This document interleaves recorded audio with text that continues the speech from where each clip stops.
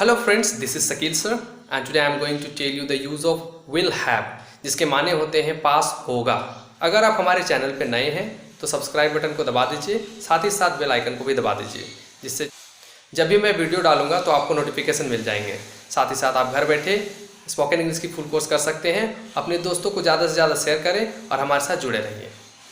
Let's start the class. I hope you will enjoy.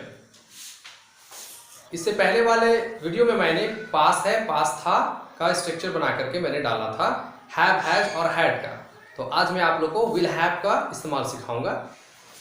Will have जिसके माने होते हैं पास होगा। इसका स्ट्रक्चर क्या होता है वो देखें जरा। पहला वाक्य एसर्टिव कहलाता है, दूसरा वाक्य negative and third one interrogative. Okay, ध्यान से देखिएगा।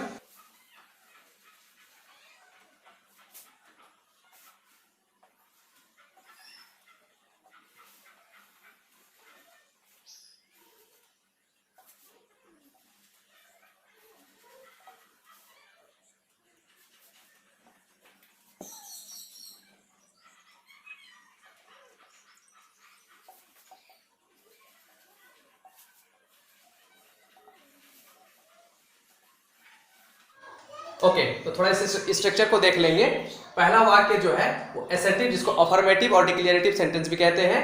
Assertive, subject will have object. Negative, subject will not have object. Interrogative में जब आएंगे विल सब्जेक्ट हैव ऑब्जेक्ट, इसके रिप्लाई दो होंगे, यस एंड नो में। क्वेश्चन बनाने के दो तरीके होते हैं, मैंने बताया था। क्वेश्चन वर्ड से भी बना सकते हैं आप क्वेश्चन, और हेल्पिंग वर्ब को बाहर निकाल करके भी। तो क्वेश्चन वर्ड क्या होते हैं? क्वेश्चन वर्ड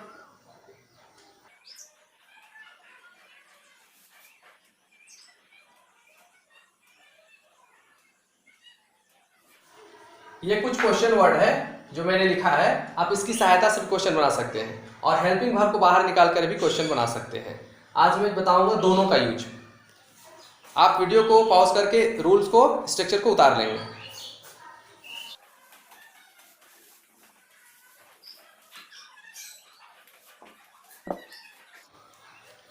ओके, चलिए एग्जांपल देखते हैं।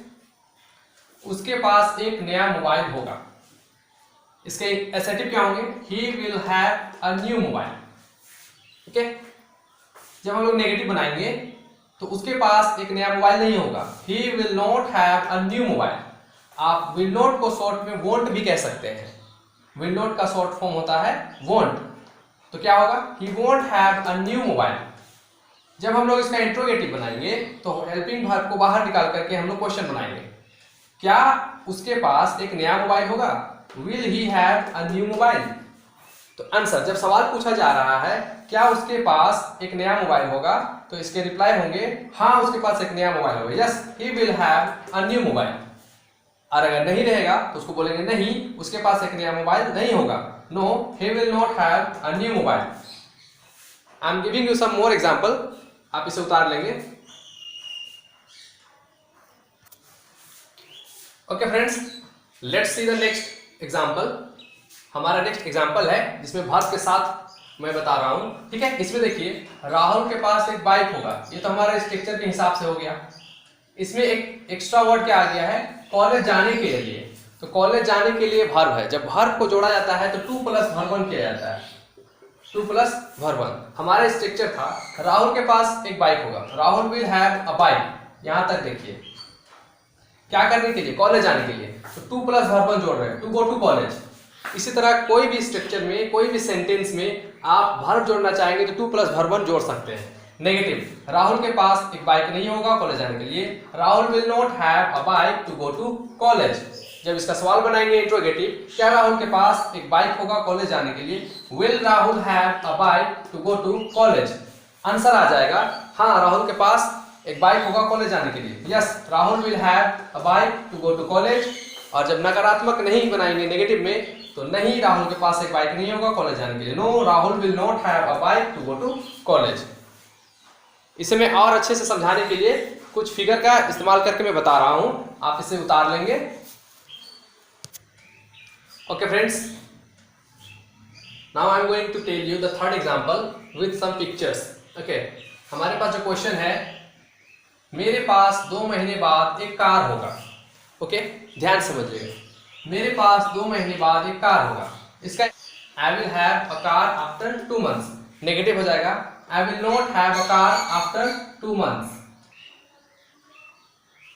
जब सवाल पूछेंगे तो इसमें बहुत सारे लोगों को मैंने देखा है चूक कर जाते हैं सवाल पूछने समय। जब इंट्रोगेटिव पढ़ाया जाता है तो बहुत सारे मैंने संस्था में देखा है, इंस्टीट्यूट में देखा है, वो कुछ इस तरह पढ़ाते हैं, क्या मेरे पास 2 महीने बाद एक कार होगा।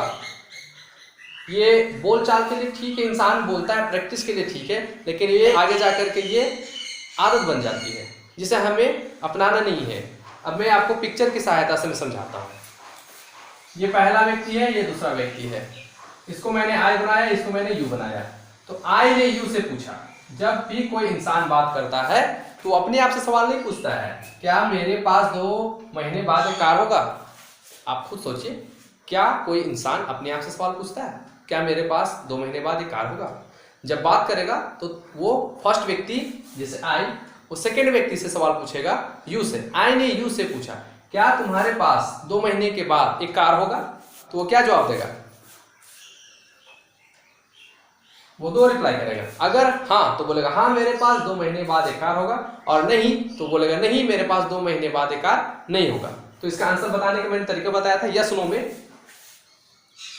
पहले सवाल देख लेते हैं।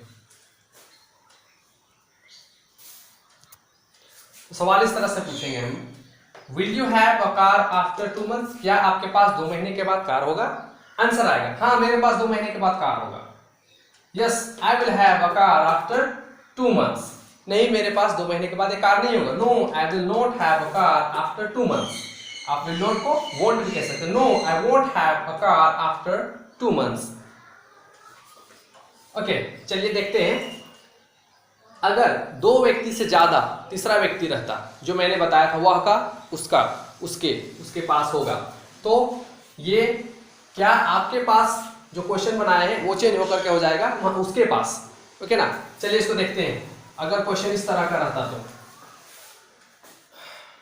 ओके फ्रेंड्स, मैं आप लोगों को बता रहा था, अगर एक व्यक्ति दूसरा व्यक्ति से सवाल पूछता है तो क्या तुम्हारे पास या क्या आपके पास पूछेगा। लेकिन अगर इसमें 3 व्यक्ति आ गए, पहला व्यक्ति दूसरा व्यक्ति और तीसरे व्यक्ति के बारे में बात कर रहे हैं, तो कुछ सवाल इस तरह का पूछा जा सकता है। आई ने यू से पूछा थर्ड वन के बारे में, क्या उसके पास पैसा होगा कपड़ा खरीदने के लिए। पहला व्यक्ति ने दूसरे व्यक्ति से पूछा तीसरे व्यक्ति के बारे में, क्या उसके पास पैसा होगा कपड़ा खरीदने के लिए। तो जो सेकंड पर्सन है वो क्या जवाब देगा। पहले क्वेश्चन देखते हैं, क्या उसके पास पैसा होगा कपड़ा खरीदने के लिए। Will he have money to buy cloth. Reply क्या आ जाएगा, हाँ उसके पास पैसा होगा कपड़ा खरीदने के लिए। ये रिप्लाई इसको देगा, लेकिन इसके बारे में yes he will have money to buy cloth.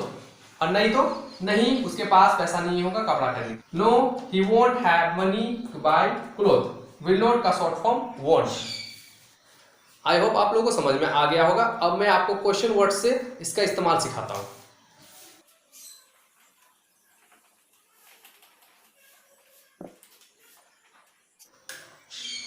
उसके पास क्या होगा, ये क्वेश्चन वर्ड से मैं बता रहा हूं।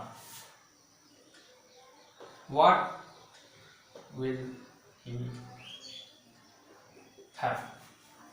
जब हम सवाल इस तरह का पूछते हैं उसके पास क्या होगा क्वेश्चन वर्ड से, तो इसका रिप्लाई यस नो में नहीं दिया जाता है। इसका रिप्लाई एक वाक्य में होगा, जो भी चीज उसके पास होगा उसे मैं बताऊंगा या अगला व्यक्ति बताएगा। उसके पास क्या होगा, व्हाट विल ही हैव, तो उसके पास बंदूक होगा।